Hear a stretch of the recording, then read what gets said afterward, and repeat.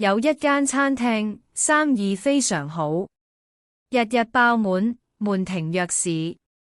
但老闆年紀開始大，於是打算退休，順便揀一個人接班。有一日，佢叫咗3位經理過嚟，然後問咗一條問題：到底係先有雞定先有蛋？第一位經理諗咗一陣，好認真答：先有雞。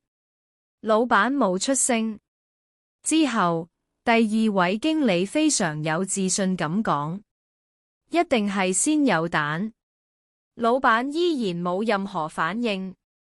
最後輪到第3位經理，老闆再次問：你覺得先有雞定先有蛋？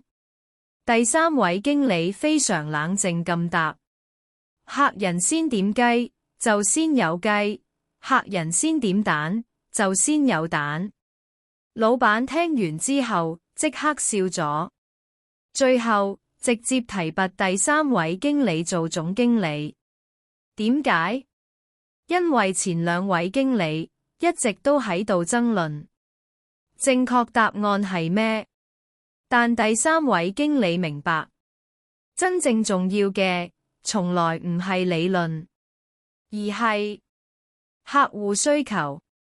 其實人生同做生意都一樣，好多人永遠只顧我覺得咩最好，我認為呢樣先啱，我想賣咩產品，但真正市場關心嘅從來唔係你想講咩，而係對方真正需要咩。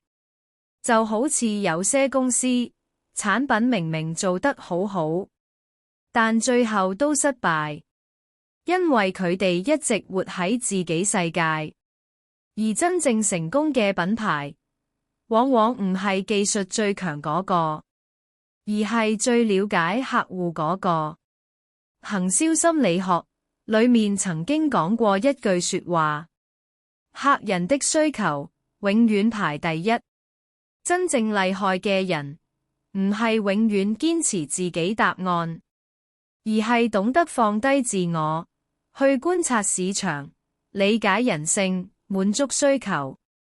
因為做生意真正核心，從來唔係你有咩想賣，而係別人到底想買咩。